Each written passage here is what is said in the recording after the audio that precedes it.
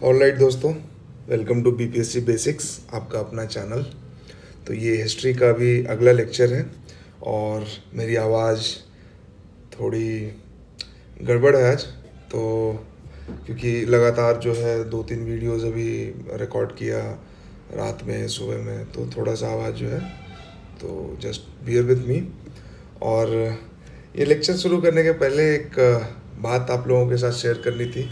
सोचा कि नहीं करेंगे, लेकिन फिर लगा कि क्यों नहीं करना चाहिए जब वी आर ग्रोइंग टुगेदर। और मतलब एक साथ मेरे हिसाब से तो यही है कि मैं अपना एक उद्देश्य लेके चल रहा हूँ।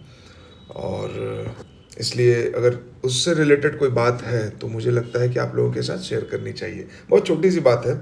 मेरा एक दोस्त है, तो उसने वो वीडियोस मेरा देखता है और वो मेरे बारे में जानता है। वो हमने साथ में पढ़ाई की है, साथ में तैयारी की है, तो वो मतलब अच्छे से जानता है। तो उसका कहना है कि भाई यूट्यूब पे तो ये काम सब कर रहा है, सब लोग पढ़ाता है, तो तुम उसमें एक्स्ट्रा क्या करोगे। ठीक है। तो मैंने उसको बोला कि तुमने मेरा वीडियो देखा, तो उसने बोला कि नहीं।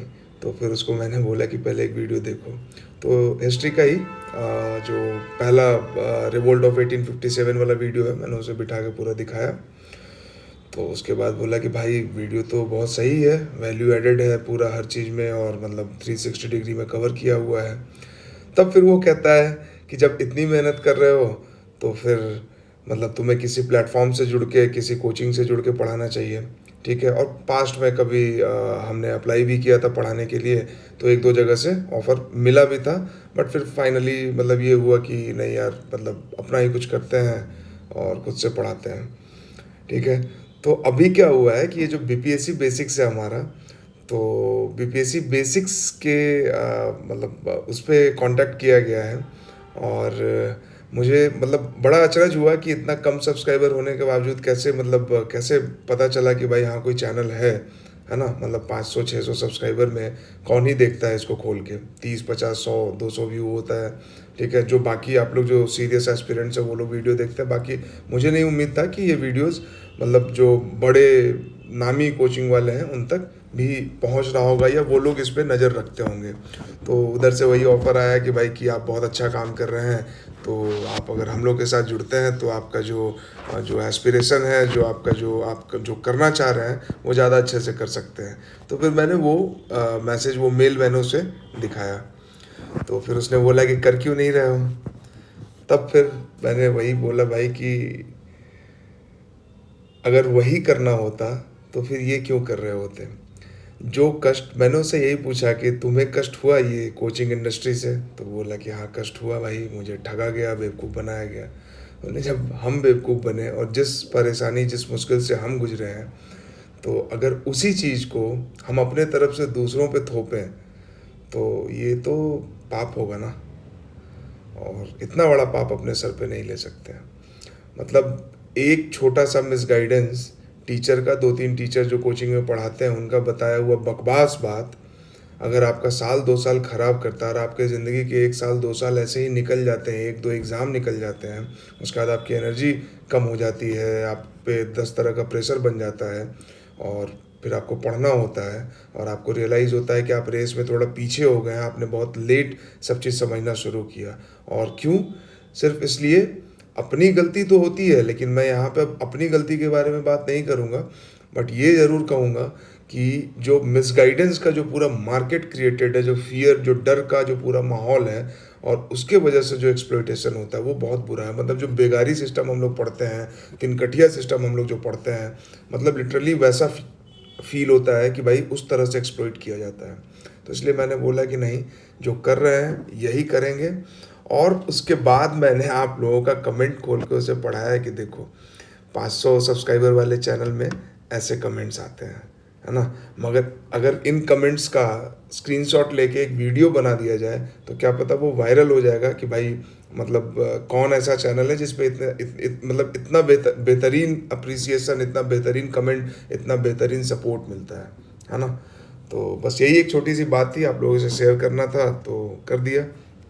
बाकी आपका अपना चैनल है, इसको बाकी लोगों के साथ शेयर कीजिए, अपने तक छुपा के मत रखिए, सबको शेयर कीजिए। शेयर करने से एक बात हमेशा याद रखिएगा कि पढ़ाई को शेयर करने से, ये भी एक मिथ है कि शेयर नहीं करना है, शेयर करने से कंपटीशन बढ़ जाता है। नहीं, पढ़ाई को शेयर करने से कंपटीशन कम होता है, बढ़ता नहीं है। और ये बात आप आज नहीं तो बाद में कभी रियलाइज़ करेंगे। बट चीज़ों को जब हम शेयर करते हैं ना तो वो ग्रो करता है, और जब छुपा के रखते हैं तो वो धीरे धीरे ख़त्म होना शुरू हो जाता है। ठीक है, तो चलिए यही बात थी। अब शुरू करते हैं हम अपना लेक्चर। जो लोग नए हैं चैनल को सब्सक्राइब कर लीजिए, नहीं तो कम से कम वीडियो को पूरा देखिए। पूरा देखने के बाद आपका मन ना करे आप मत सब्सक्राइब कीजिए, मन करे तो कर लीजिएगा। और बाकी जो हमारे पुराने दोस्त हैं, साथी हैं, तो आपको तो फीडबैक देना ही है कमेंट करके, और अप्रिशिएट करते हैं तो वो तो खैर माशाल्लाह एकदम, मतलब पढ़ते के साथ नींद भूख प्यास सब खत्म हो जाता है। खैर चलिए, तो अब शुरू करते हैं। बिहार में राष्ट्रीय चेतना का उदय तथा स्वतंत्रता संघर्ष का प्रारंभिक चरण। राष्ट्रीय चेतना मतलब नेशनलिज्म। नेशनलिज्म कैसे ग्रो करना शुरू हुआ, और उसके बाद जब नेशनलिज्म का जब फीलिंग आएगा उसके बाद ही इंडिपेंडेंस के लिए हम लड़ाई करेंगे, इंडिपेंडेंस के लिए स्ट्रगल करेंगे। ठीक है, तो पहले तो नेशनलिज्म मतलब हम एक नेशन के पार्ट हैं। इंडिया नाम का एक सब कॉन्टिनेंट है और वो पूरा का पूरा एक नेशन है, और हम लोग उसके पार्ट हैं। हमारा सुख दुख सब जुड़ा हुआ है। तो ये फीलिंग कब से और कहाँ से जुड़ना शुरू हुआ? मतलब बंगाल बिहार से रिलेटेड है, बिहार महाराष्ट्र से रिलेटेड है, सबका दुख एक दूसरे के साथ जुड़ा हुआ है। ये होता है राष्ट्रीय चेतना, ये होता है नेशनलिज्म, नेशनल फीलिंग। जब ये नेशनल फीलिंग आएगा तभी कोई मूवमेंट होगा और सब लोग एक साथ जुड़ के काम करेंगे। जो बाद में हम लोग को non cooperation movement Gandhi ji का जो होता है, या सिविल डिसोबीडिएंट मूवमेंट, या फिर फाइनली क्विट इंडिया मूवमेंट जो होता है, उस मूवमेंट में हमें दिखता है। या फिर आप पीजेंट मूवमेंट देख लीजिए, तो पीजेंट मूवमेंट में भी किसान सभा पहले बिहार में बनता है, फिर ऑल इंडिया किसान सभा पूरे देश के लिए बन जाता है सहजानंद सरस्वती के लीडरशिप में, और एनजी रंगा उनके साथ काम करते हैं। और भी 2-3 बहुत प्रोमिनेंट लीडर थे जो हमने पिछले लेक्चर में उनके बारे में बात किया था, और वो शायद यहीं पे देखिए, ये हमने पिछले लेक्चर में इनके बारे में बात किया हुआ है। चलिए, तो किस समाचार पत्र में यह टिप्पणी की गई कि बिहार में हिंदू और मुसलमानों के मध्य सौहार्द तथा सद्भावना स्थापित करने का उदाहरण प्रस्तुत किया गया है?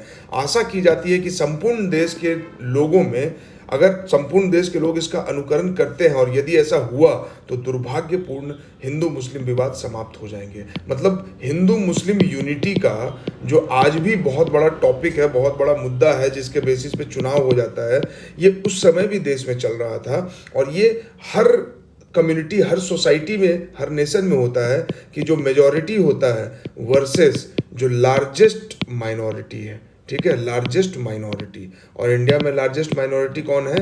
Muslim community. इसलिए हिंदू वर्सेस मुस्लिम होता रहता है। लार्जेस्ट माइनॉरिटी में जो सबसे ज़्यादा पॉपुलेशन वाला है तो वो मुस्लिम समुदाय है, और इसका हमेशा टसल जो है मेजॉरिटी, यानी हमारे देश में मेजॉरिटी हिंदू है तो हिंदू के साथ चलता रहेगा। ठीक है, और बाकी जो छोटे माइनॉरिटीज़ है, जैसे जैन हैं, सिख हैं, बुद्धिस्ट लोग हैं, या बाकी और भी छोटे छोटे जो सेक्ट्स वाले हैं, तो उनके साथ आप कभी नहीं देखेंगे कि टसल होता है। बट जो लार्जेस्ट माइनॉरिटी होता है उसके साथ टसल होता है। ये मतलब मनगढ़ंत बात नहीं है, ये मतलब सोशियोलॉजिकल रिसर्च के बाद इन सब चीज़ों को बताया गया है, और वही बात मैं आपको हल्के में हौले से बोल गया हूँ। ठीक है, और एक बात और भूल गया आपसे कहना, कि बोला कि अरे कम से कम अपना नाम तो बताओ, अपना क्रेडेंशियल्स तो बताओ, कम से कम वही बताओगे तो सब्सक्राइबर तो तुम्हारे बढ़ेंगे। हम बोले वही तो नहीं करना है दोस्त, नाम नहीं बताना है। क्यों?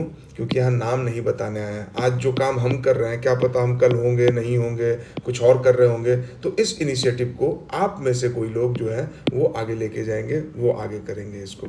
नाम बताने से अगर लोग आ जाएं कि मैंने ये फला एग्ज़ाम निकाला है और ये इंटरव्यू दिया, वो इंटरव्यू दिया, वो बताने के बाद अगर आप आते हैं, तो वो फिर जो मोटो है ना कि सीरियस एस्पिरेंट्स तक पहुंचना है, वो थोड़ा सा मुझे लगता है कि जियोपार्डाइज हो जाता है। मतलब वो थोड़ा सा कहीं ना कहीं बैकफुट पे आ जाता है। ठीक है, तो इसलिए प्लीज़ आप लोग भी कमेंट सेक्शन में नाम मत पूछिए। जब सही से समय आएगा तो बताएंगे, सबसे बात भी करेंगे, सामने भी आएंगे, कोई इशू नहीं है। आप लोग से आके मिलेंगे। आप लोग जहाँ भी पटना में रह के तैयारी कर रहे हैं तो वहीं पे पटना में मिलेंगे, जहाँ रांची कहेंगे आप लोग वहाँ पे मिलेंगे।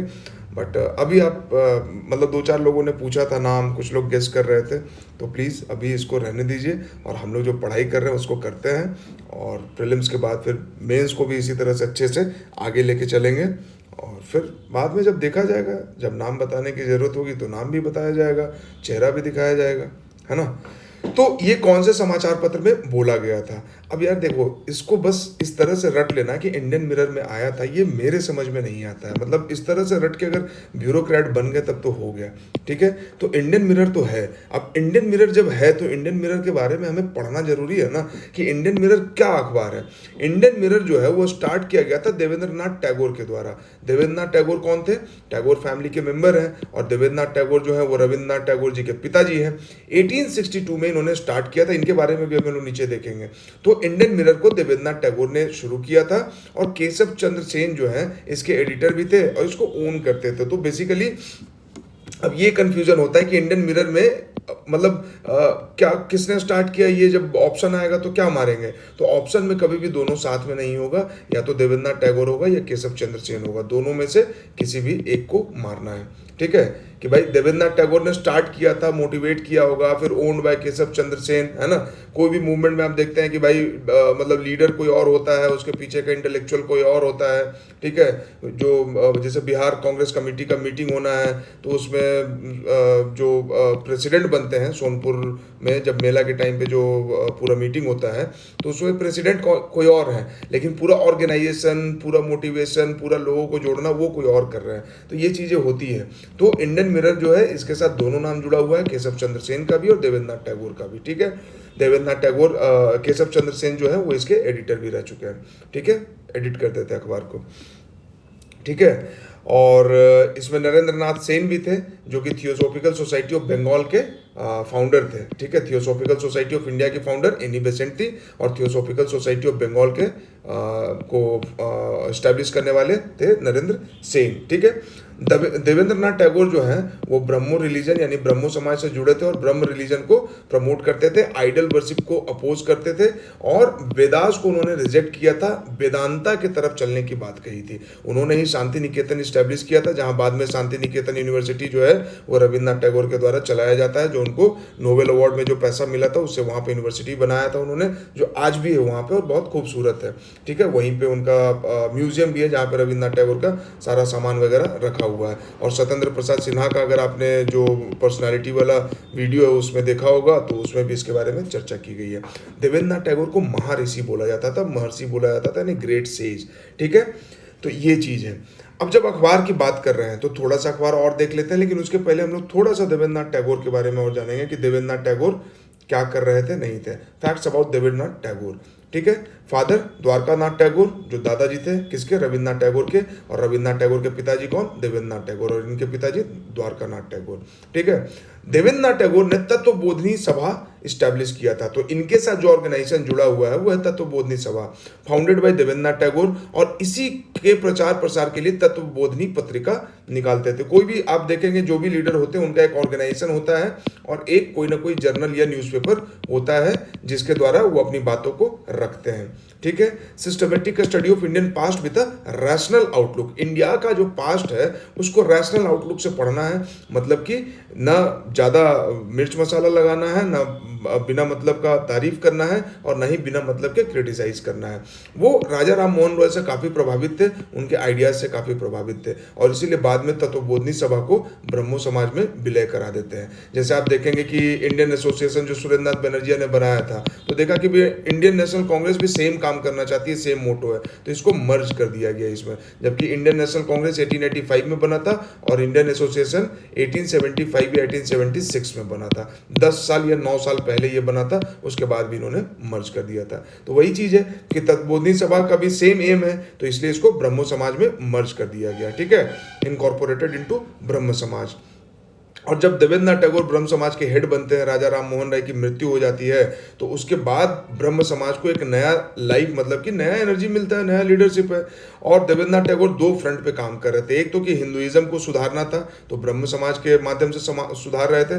दूसरा कि जो क्रिश्चियन मिशनरीज का जो धर्म परिवर्तन और बाकी जो काम चल रहा था, ठीक है, इंडियन कल्चर को अंडरमाइन करने का काम चल रहा था, तो उसके खिलाफ भी वो अपना काम कर रहे थे, उसके खिलाफ भी काफी वोकल थे। और उससे भी एक तरह से आप कह सकते हैं कि इंटेलेक्चुअल लड़ाई चल रही थी, ठीक है। 1844 में तत्वबोधिनी पाठशाला भी बनाया उन्होंने, तो तत्वबोधिनी जहां भी नाम आया तो यानी कि देवेंद्रनाथ टैगोर है। बाद में केशव चंद्र सेन को ब्रह्मो समाज का हेड बनाया जाता है। काफी बढ़िया ऑरेटरी स्किल था केशव चंद्र सेन के पास, काफी पढ़े लिखे और इंटेलेक्चुअल थे, ठीक है, और इनको आचार्य बनाते हैं ब्रह्म समाज का। लेकिन बाद में केशव चंद्र सेन की गतिविधियों से और इनका अपना एक जो कल्ट बनाते हैं, और फिर लोग इनके जो फॉलोअर्स थे इनको भगवान के जैसा पूजने लगते हैं वगैरह वगैरह, तो चूंकि ये आइडल वर्शिप के खिलाफ थे और बाकी जो इनका एक्टिविटी था, और खासकर जब इनकी लड़की की शादी जो है वो बाल विवाह करा देते हैं। मेरे ख्याल से महाराजा ऑफ कूच बिहार या कहीं के जो महाराजा थे उनकी बेटी उनसे इनकी बेटी की शादी होती है, और उम्र भी 12-13 साल होता है, या शायद उससे भी कम उम्र होता है, बाल विवाह होता है। तो इस पे लेके बहुत सारा डिस्प्यूट होता है, और उसके बाद इनको ब्रह्म समाज से एक तरह से कह सकते हैं कि निकाल दिया जाता है। तो ब्रह्म समाज में वहां से टूट होता है। केशव चंद्र सेन जो है वो ब्रह्म समाज चलाते हैं, मॉडर्न ब्रह्म समाज, और देवेंद्रनाथ टैगोर जो है वो उसके बाद आदि ब्रह्म समाज चलाते हैं। तो जब आदि ब्रह्म समाज का बात आए तो समझ लीजिए कि देवेंद्रनाथ टैगोर, आदि मतलब पुराना, जो शुरुआत से है। तो चूंकि देवेंद्रनाथ टैगोर शुरुआत से थे, तो इसलिए इन्होंने ब्रह्म समाज का नाम, अपना वाला जो फैक्शन था उसका नाम इन्होंने आदि ब्रह्म समाज रखा। और ब्रह्म धर्म ग्रंथ की रचना की, मतलब इसको लिखा, कंपाइल किया, जो डिफरेंट डिफरेंट टीचिंग्स था, राजा राम मोहन राय का आइडिया, इनका खुद का आइडिया और बाकी जो सब आइडियाज थे, सबको कंपाइल करके ब्रह्म धर्म ग्रंथ बनाया। तो ये था देवेंद्रनाथ टैगोर के बारे में इंफॉर्मेशन। अब चूंकि न्यूज़पेपर हम लोग देख रहे हैं, तो इंडिया में जो सबसे पहला न्यूज़पेपर निकला था वो निकला था जेम्स ऑगस्टस हिकी के द्वारा, बंगाल गैजेट, 1780 में, ठीक है। और ये आप एक तरह से कह सकते हो कि उस समय का एंटी इस्टेब्लिशमेंट अखबार था, मतलब सरकार को क्रिटिसाइज करता था।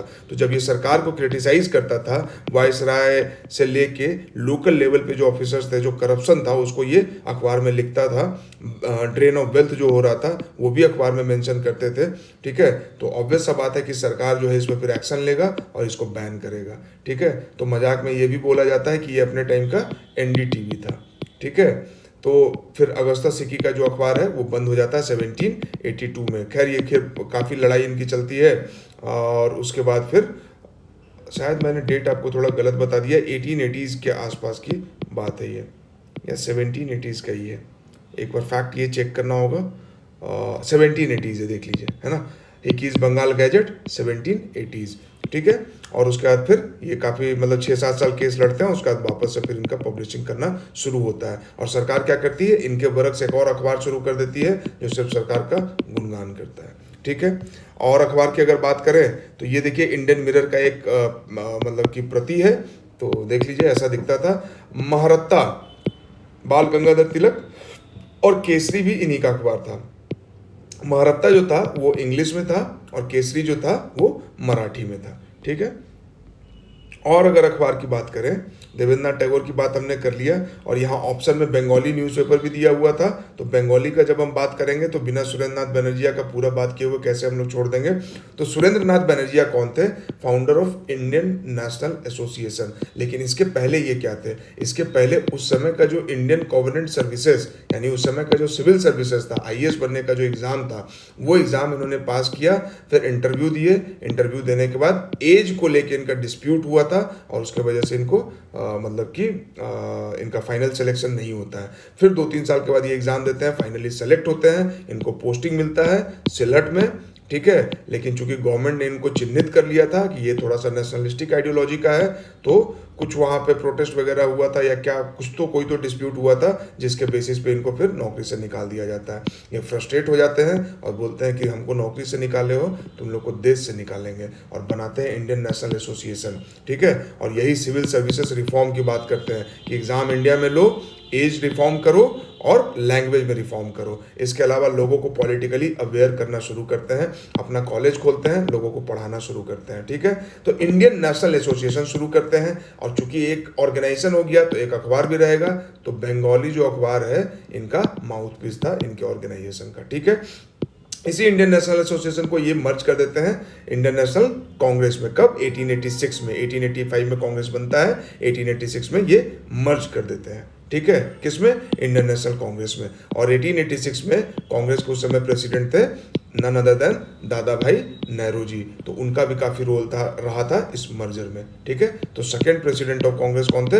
दादा भाई नेहरू जी। और जब सेकंड प्रेसिडेंट थे उसी समय ये मर्जर हुआ था, तो इसको भी आप याद रखेंगे। क्लियर इंडियन सिविल सर्विसेज 2 बार, लेकिन रेशियल डिस्क्रिमिनेशन की वजह से इनको हटा दिया गया। Founded newspaper called the Bengali, कब? 1879 में। तो पहले ऑर्गेनाइजेशन बनाए, फिर देखे कि भाई ऑर्गेनाइजेशन तो बना लिए हैं, बट लोगों तक रोज का रोज खबर कहाँ से पहुंचेगा, तो अखबार भी बहुत जरूरी है। Founded the ribbon college, now called Surendranath college, 1882 में। ठीक है, तो वही आप देख रहे हैं कि इन्होंने एसोसिएशन बनाया, अखबार निकाला और फिर पढ़ाना शुरू किया। ठीक है, और इंडियन नेशनल कांग्रेस के प्रेसिडेंट भी 2 बार बने हैं। पहली बार 1895 में बने थे, जो कि पूना में सेशन हुआ था। ठीक है, तो इतना डेट और ये याद रखने की जरूरत नहीं है, बस आपको ये पता होना चाहिए कि कांग्रेस के भी प्रेसिडेंट रहे और 2 बार प्रेसिडेंट बने हैं। एक बार पूना में और एक बार लाहौर में सेशन हुआ था 1900 समथिंग में, तो प्रेसिडेंट बने थे। तो सुरेंद्रनाथ बनर्जी प्रेसिडेंट भी बने थे इंडियन नेशनल कांग्रेस के। इनका एसोसिएशन था, मर्ज किया था, अखबार है, रिपन कॉलेज को भी इस्टेब्लिश किया था इन्होंने। ठीक है, बंगाली अखबार founded by Girish Chandra Ghosh, Surendranath Banerjee served as its editor. Again देखिए फिर वही कंफ्यूजन होगा कि बंगाली आया तो किसको मानना है, तो ऐसा एग्जाम में कभी नहीं होगा कि दोनों ऑप्शन दिया जाएगा, या तो गिरीश चंद्र घोष होगा या सुरेंद्रनाथ बनर्जी होगा। फाउंडेड बाय गिरीश चंद्र घोष, सुरेंद्रनाथ बनर्जी उसके एडिटर थे। अब जब ये फाउंड कर रहे थे तो ऐसा तो है नहीं कि अकेले फाउंड किए होंगे, सुरेंद्रनाथ बनर्जी का पूरा सपोर्ट रहा होगा। ठीक है, और ये बहुत फेमस अखबार था, हाईएस्ट सर्कुलेटेड वीकली न्यूज़पेपर था। ठीक है, और कांग्रेस के मॉडरेट फैक्शन का एक तरह से कह सकते हैं कि माउथपीस था, मॉडरेट पॉलिसीज का बात करते थे। सरकार ने भले इनको निकाल दिया था, बट बहुत एक्सट्रीम स्टेटमेंट या एक्सट्रीम पोजीशन इन्होंने नहीं लिया था। और सही भी बात है, अगर एक्सट्रीम स्टेटमेंट देते या एक्सट्रीम पोजीशन ले लेते तो फिर क्या होता, फिर इनको क्रश कर दिया जाता, और जो कि इनको जेल हुआ भी था। इसी बंगाली अखबार में उन्होंने सरकार को क्रिटिसाइज करते हुए एक लेख लिखा था, और जिसके वजह से इनको जेल जाना पड़ा था। बाल गंगाधर तिलक इनके बाद गए थे, पहले ये जेल गए थे। ठीक है, तो ये भी सवाल आता है कि वो पहला न्यूज़पेपर एडिटर जो जेल गया था, तो वो सुरेंद्रनाथ बनर्जी थे। ठीक है, चलिए, तो ये हो गया। अब इसके बाद यहाँ पे युगांतर का भी दिया हुआ था, तो हम लोग युगांतर भी देख लेते हैं। ठीक है, युगांतर क्या है? युगांतर या युगांतर पत्रिका भी बोलते हैं, रिवॉल्यूशनरी न्यूज़पेपर है। युगांतर, संध्या, काल, ये सब रिवॉल्यूशनरी न्यूज़पेपर था। 1906 में इसको फाउंड किया गया। स्वदेशी मूवमेंट शुरू होने के बाद बारिंद्र कुमार घोष ने, बारिंदा ने इसको शुरू किया था। अविनाश भट्टाचार्य, भूपेंद्र दत्त, तो बारिंद्र कुमार घोष का नाम याद रखिएगा, इससे याद रहेगा। अनुशीलन समिति हम लोग जानते हैं, कलकत्ता में था, एक ढाका अनुशीलन समिति था, तो अनुशीलन समिति से ये लोग जुड़े हुए थे। और अनुशीलन समिति का काम क्या था? रिवॉल्यूशन फैलाने का इनका आइडिया था। ठीक है, 1906 में, और इसके लिए युगांतर पत्रिका या युगांतर पत्रिका शुरू किया गया था। इसमें अरविंदो घोष का भी बहुत बड़ा रोल रहा था। तो जब हम अरविंदो घोष की बात करते हैं तो अरविंदो घोष को देख लेते हैं। ये अरविंदो घोष, ठीक है। वंदे मातरम एक अखबार निकलती थी जिसके फाउंडर थे बिपिन चंद्र पाल, लाल बाल पाल वाले बिपिन चंद्र पाल हैं, और इसके एडिटर थे अरविंदो घोष। ठीक है, अरविंदो घोष ने किताब भी लिखी थी, इंडियाज रीबर्थ। ठीक है, बाद में फिर जब ये अलीपुर बॉम्ब कॉन्स्पिरेसी केस होता है, मानिक टोला में मोहल्ला में बम वगैरह बनाने का प्रैक्टिस चल रहा था, बम बना रहे थे और कोई मुखबिरी कर देता है तो फिर पकड़े जाते हैं। तो अलीपुर कॉन्स्पिरेसी केस से जब ये छूट के आते हैं तो पॉलिटिक्स से एक तरह से संन्यास ले लेते हैं। ठीक है, लेकिन उसके पहले काफ़ी एक्टिव थे और युगांतर को, अनुशीलन समिति को काफ़ी सपोर्ट करते थे। तो ये कौन थे? अरविंदो घोष। ठीक है, बाद में फिर औरोविले पौंडीचेरी चले जाते हैं और वहाँ पे स्पिरिचुअलिज्म की बात करते हैं। तो ये थोड़ा सा हमने इसको देखा। कर्मयोगी भी जो है वो अरविंदो घोष का ही लिखा हुआ है। जेल से आने के बाद इन्होंने कर्मयोगी बुक लिखा था। ठीक है, अरविंदो लॉन्च्ड कर्मयोगी, इंग्लिश वीकली था और जेल से आने के बाद इन्होंने लिखा था। ठीक है, तो कर्मयोगी में बेसिकली वही कृष्ण और अर्जुन का जो ये फोटो आप देख रहे हैं कुरुक्षेत्र वाला, सिंबॉलिज्म का यूज किया गया कि कैसे देश को आज़ाद कराया जाए। तो ये कुछ यहाँ पे एक्स्ट्रा इन्फॉर्मेशन था इस एक सवाल के बहाने हमने इतना सारा कुछ देखा, रिवाइज भी हो गया। ठीक है, चलिए। पृथक निर्वाचन यानी कि सेपरेट इलेक्टोरेट को किस बिहारी ने असीमित दुष्टतापूर्ण योजना कहकर आलोचना की थी? हसन इमाम। अब जब हसन इमाम की बात करते हैं, अली इमाम की बात करते हैं, डॉक्टर राजेंद्र प्रसाद या मजहरूल हक, तो ये प्रोमिनेंट बिहारी लीडर्स थे जो नेशनल लेवल पे लीडर भी थे। ठीक है, तो इनके बारे में जानना जरूरी है। तो मजहरूल हक के बारे में और डॉक्टर राजेंद्र प्रसाद के बारे में बहुत बेहतरीन पर्सनालिटी सीरीज का जो वीडियो है उसको आप देखिए, वहाँ पे आपको सारा इन्फॉर्मेशन मिल जाएगा। रहा बात यहाँ हसन इमाम के बारे में हम लोग बात करेंगे। तो हसन इमाम कौन थे? ये देखिए, हसन इमाम थे। कपड़ा ड्रेस वगैरह से आपको लग रहा होगा कि काफ़ी मतलब पढ़े लिखे और बैरिस्ट्री का ड्रेस पहने हुए हैं ये। He was the fourth Muslim after Badruddin Tyabji. ठीक है, और ये और नवाब सैयद मोहम्मद बहादुर इनके बाद फोर्थ मुस्लिम थे who become president of Indian National Congress. तो ये भी याद रखने की चीज़ है कि इंडियन नेशनल कांग्रेस के प्रेसिडेंट थे, और वो भी कब थे? 1918 में। मोंटागू चेम्सफोर्ड रिफॉर्म के बारे में जब डिस्कशन करना था तो बॉम्बे में जो सेशन हुआ था, मेरे ख्याल से इसको भी आगे हम लोग कंफर्म करेंगे, तो 1918 में ये प्रेसिडेंट बने थे। इनके एंसेस्टर जो थे वो प्राइवेट ट्यूटर थे, किसके? मुगल एम्परर औरंगजेब के। तो समझिए कि आप कितने समृद्ध परिवार से थे। और जो इंटरेस्टिंग फैक्ट है इनके बारे में कि जब ये लंदन में पढ़ाई कर रहे थे तो दादा भाई नेहरू जी जब वहाँ पे चुनाव लड़ रहे थे, ठीक है, तो जब चुनाव लड़ रहे थे तो उनका कैंपेन इन्होंने संभाला हुआ था इंग्लैंड वाला इलेक्शन में, जब दादा भाई नेहरू जी इलेक्ट होके और वहाँ के हाउस ऑफ पीपल्स में जाते हैं, है ना, हाउस ऑफ कॉमन्स में जाते हैं, और पहले इंडियन है जिन्होंने ऐसा किया था। तो वो कैंपेन जो है सैयद हसन इमाम ने संभाला था। ठीक है, सर्च लाइट जो अखबार है बिहार का, उसके वन ऑफ द फाउंडर हैं और यंगर ब्रदर है किसके? सैयद अली इमाम के। अली इमाम का नाम कहाँ पे आता है? प्रांतीय कांग्रेस सम्मेलन का जो पहला मीटिंग होता है वहाँ पे इनका नाम आता है। ये देखिए, इनकी एक और तस्वीर है, इनके बारे में और जानकारी। रिजाइन कर देते हैं, जजशिप से आते हैं, कलकत्ता में प्रैक्टिस करते हैं, जब पटना हाई कोर्ट बनता है तो पटना हाई कोर्ट में प्रैक्टिस करना शुरू कर देते हैं। ठीक है, और 1921 में he was nominated as a member of Bihar and Orissa legislative council. ठीक है, तो 1921 में बिहार मतलब लेजिस्लेटिव काउंसिल के भी मेंबर, ऑब्वियस सा बात है, इतने बड़े आदमी है, बैरिस्टर थे, तो ये सब अगर ऑप्शन में आ जाए कि लेजिस्लेटिव काउंसिल के मेंबर थे कि नहीं थे, तो इसमें आपको टेंशन नहीं लेना है, मार देना है कि हाँ भाई मेंबर थे उसके। ठीक है, तभी तो आज हम लोग उनको पढ़ रहे हैं। 1909 में इलेक्टेड प्रेसिडेंट किसका? बिहार कांग्रेस कमेटी का। ठीक है, सैयद हसन इमाम। तो जो नाम आज तक हम रटते आ रहे थे वो तस्वीर यही है, वो पर्सनैलिटी, वो व्यक्ति यही है। बिहार कांग्रेस कमेटी 1909 में he was elected president of Bihar Congress committee, और बिहार स्टूडेंट कॉन्फ्रेंस को भी ये प्रिसाइड कर चुके हैं, उसके 4th सेशन को, बिहार स्टूडेंट्स कॉन्फ्रेंस को। ठीक है, बॉम्बे 1918 में जो सेशन हुआ था, जो अभी हम लोग बात कर रहे थे, to consider Montagu Chelmsford reform scheme. ठीक है, जो रिफॉर्म आने वाला था 1919 में, गवर्नमेंट ऑफ इंडिया एक्ट 1919 जो आया जिसके वजह से, तो उस रिफॉर्म के बारे में कांग्रेस को जो डिस्कशन करना था, वो जो सेशन हुआ था बॉम्बे में, उसके हेड कौन थे? सैयद हसन इमाम। और वहाँ पे काफ़ी मतलब कि इन्होंने अच्छा मॉडरेटिंग रोल प्ले किया था, क्योंकि ओपिनियन काफ़ी डिवाइडेड था स्कीम के मेरिट और डिमेरिट्स पे। ठीक है, तो ये चीज़ें हो गई सैयद हसन इमाम के बारे में। और इनके बड़े भाई थे सैयद अली इमाम, इन्होंने ही सेपरेट इलेक्टोरेट को बहुत क्रिटिसाइज किया था।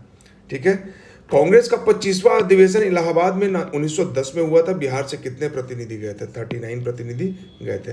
बिहार प्रांतीय सम्मेलन कांग्रेस का प्रोविंशियल जो मीटिंग था 1915 में, वो कहाँ होता है? वो होता है छपरा में। ठीक है, तो ये सब वैसा क्वेश्चन है कि रोट लर्निंग इसको तो कर लीजिए, इसको रोट लर्निंग करना होगा। पटना विश्वविद्यालय विधेयक केंद्रीय विधायिका परिषद में किसने प्रस्तुत किया था? तो सर शंकरन ने किया था। ठीक है, पटना विश्वविद्यालय विधेयक पर विरोध प्रकट करने के लिए बिहार प्रांतीय सम्मेलन का एक विशेष अधिवेशन बुलाया गया था। तो ऐसा क्या हो गया कि विशेष अधिवेशन बुलाना पड़ा भाई? ठीक है, अधिवेशन पटना बांकीपुर में बुलाया गया, बट इसके पीछे का रीजन क्या है? तो रीजन हम लोग थोड़ा जान लेते हैं। देखिए, बंगाल से बिहार को अलग करने का डिमांड क्यों हो रहा था? क्योंकि बिहार का जो एजुकेटेड क्लास था, जो rising middle class, lower middle class, educated urban class था, वो चाहता था जॉब, वो चाहता था नौकरी। अब यहाँ ऊपर हमने देखा कि सैयद हसन इमाम जब बैरिस्ट्री करके आता है तो कलकत्ता में पहले प्रैक्टिस करना शुरू करते हैं, फिर जब पटना हाई कोर्ट बनता है तो पटना हाई कोर्ट में प्रैक्टिस करते हैं। मतलब कि भाई जो अपॉर्चुनिटीज़ है वो बंगाल में है, तो जो अपॉर्चुनिटीज़ होता था उसमें बंगालियों का कब्जा होता था, ऐसा बिहार के एजुकेटेड क्लास का मानना था, राइजिंग मिडिल क्लास का मानना था। तो ऑब्वियस सा बात है, ये चाहेंगे कि भाई कि जॉब में और बाकी चीज़ में इनको मिले, पढ़ने के लिए कलकत्ता यूनिवर्सिटी पर डिपेंडेंसी न रहे, ठीक है। तो इन्हीं लोग का डिमांड था, और डिमांड था कि एक ऐसा सेपरेट यूनिवर्सिटी बनाया जाए जो थोड़ा नेशनलिस्टिक आउटलुक का हो और हमारा डिपेंडेंसी कलकत्ता यूनिवर्सिटी पे ख़त्म कर दे, और एजुकेशन, हायर एजुकेशन जो है वो एक्सेसिबल हो जाए, बिहारी स्टूडेंट्स के लिए एक्सेसिबिलिटी उसका बढ़े। Under the pressure of popular demand सरकार तो पटना यूनिवर्सिटी बिल लेके आ जाती है। 1916 में विधेयक को भी डाला था सर शंकरन नायर के द्वारा, ठीक है। और यहाँ पे देखिए थोड़ा सा नाम भी सर शंकरन नारायण दिया हुआ है, जबकि यहाँ पे नाम सर शंकरन नायर है, और ये गवर्नमेंट के वेबसाइट से लिया हुआ है, तो आप इस पर रिलाई करेंगे। सर शंकरन नायर द्वारा इसको प्रपोज किया जाता है, ठीक है। तो इस बिल में जो प्रोविजन था ना, वो प्रोविजन क्या था, रिएक्शनरी फीचर था। जैसे कलकत्ता यूनिवर्सिटी बिल जो आता है लॉर्ड कर्जन के टाइम पे, और उसका काफ़ी विरोध होता है, तो उसी तरह से इसका भी काफ़ी विरोध होता है। क्यों? क्योंकि यूनिवर्सिटी में जो टॉप पोजीशन पे जो लोग बैठे थे, जो एडमिनिस्ट्रेटर थे, वो सरकार के पिट्ठू थे, उनके पंगु थे, ठीक है। तो नेशनलिस्ट लोग को ये नहीं पसंद था, और डिमांड क्या था कि नेशनलिस्ट आउटलुक वाला यूनिवर्सिटी चाहिए, तो इसलिए इसका विरोध किया गया था, ठीक है। तो जो इसको पेश किए थे वो किए थे सर शंकरन नायर ने, और इसका विरोध किया गया बिहार प्रोविंशियल कांग्रेस का स्पेशल सेशन बुला के बांकीपुर पटना में, ठीक है। तो ये थी इसकी कहानी, और ये काफ़ी मतलब कि बहुत ज़्यादा चर्चा में रहा था। मतलब ये एक तरह से एग्जाम्पल था कि एक डिमांड को लेके सबों की एक ही राय है, हर आइडियोलॉजी को मानने वाले लोगों का एक ही राय है। तो पटना विश्वविद्यालय विधेयक सर शंकर नारायण, बांकीपुर पटना, और बाकी पीछे का बैकग्राउंड आपको बता दिया। इसकी अध्यक्षता किसने की? नन अदर देन हसन इमाम, ठीक है। बाल मुकुंद वाजपेयी होम रूल के कार्यकर्ता थे, किताब लिखा था, किताब का नाम था स्वराज कथा। होम रूल को हिंदी में स्वराज बोलते हैं। स्वराज मेरा जन्मसिद्ध अधिकार है, बाल गंगाधर तिलक ने बोला भी था। वो भी हम लोग आगे देखेंगे कि होम रूल लीग का क्या, कैसे, क्या सब कुछ चला था, ठीक है। बिहार प्रांतीय कांग्रेस का दूसरा अधिवेशन कहाँ हुआ था? तो जो पहला अधिवेशन हुआ था 1908 में, उसका सैयद अली इमाम ने उसकी अध्यक्षता की थी। और जो दूसरा अधिवेशन हुआ था किसके प्रयत्नों से हुआ था? तो दीप नारायण सिंह के प्रयत्नों से हुआ था दूसरा अधिवेशन, ठीक है। बिहार प्रांतीय कांग्रेस का दूसरा अधिवेशन दीप नारायण सिंह के प्रयत्नों से हुआ था, लेकिन ये उसके प्रेसिडेंट नहीं थे, और ये बीपीएससी में आया हुआ सवाल है। और जो बिहार प्रांतीय कांग्रेस का पहला अधिवेशन हुआ था, फर्स्ट मीटिंग जो हुआ था, उसमें सैयद अली इमाम उसके प्रेसिडेंट थे, सैयद हसन इमाम के बड़े भाई।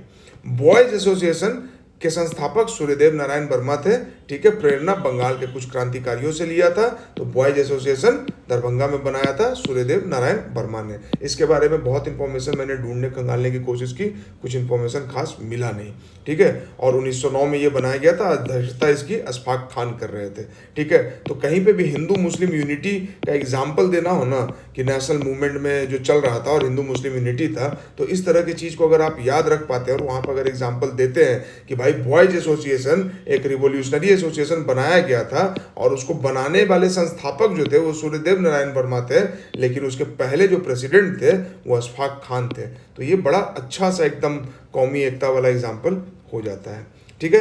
बिहार स्टूडेंट्स कॉन्फ्रेंस 1906 में हुआ, और पहली बार देश में अगर कहीं पे भी स्टूडेंट का कोई ऑर्गेनाइजेशन बना था तो वो बिहार में ही बना था, और यही था बिहार स्टूडेंट कॉन्फ्रेंस। और किसके मेहनत, किसके परिश्रम, किसके विजन से बना था? तो उसमें एक थे डॉक्टर राजेंद्र प्रसाद, देश रत्न डॉक्टर राजेंद्र प्रसाद। अगर इनका पर्सनालिटी वाला वीडियो आपने देखा होगा तो वहां पे भी इस चीज के बारे में बताया गया। बिहार स्टूडेंट कॉन्फ्रेंस 1906 पटना में बनाया जाता है। Rajendra Prasad and his colleagues, Bihari freedom fighters such as Anugrah Narayan Sinha and Krishna Singh, इसी से निकलते हैं। इसी बिहार स्टूडेंट कॉन्फ्रेंस को उन्होंने ज्वाइन किया था, और यहीं से उन्होंने लीडरशिप ट्रेनिंग ली, और बाद में बहुत ज़्यादा कंट्रीब्यूट करते हैं। और फिर मॉडर्न आर्किटेक्ट ऑफ बिहार में तीनों का नाम आता है, अनुग्रह नारायण सिन्हा, कृष्ण सिन्हा और doctor Rajendra Prasad. Modern architect of Bihar में तीनों का नाम आता है, ये तीनों मॉडर्न आर्किटेक्ट ऑफ बिहार है, ठीक है। प्राइमरी ऑब्जेक्टिव क्या है? तो भाई एजुकेशन, सोशल, पॉलिटिकल सब कुछ तो रहेगा ही, active participation in political activities भी था, ठीक है। तो एक तरफ हमने देखा था कि सैयद अहमद खान जो अलीगढ़ मुस्लिम यूनिवर्सिटी वाले थे, तो उन्होंने क्या बोला था कि पॉलिटिकल पार्टिसिपेशन नहीं करना है, जबकि ये जो कॉन्फ्रेंस बन रहा है तो ये बोलता है कि पॉलिटिकली पार्टिसिपेट करना है, ठीक है। तो ये चीज़ है।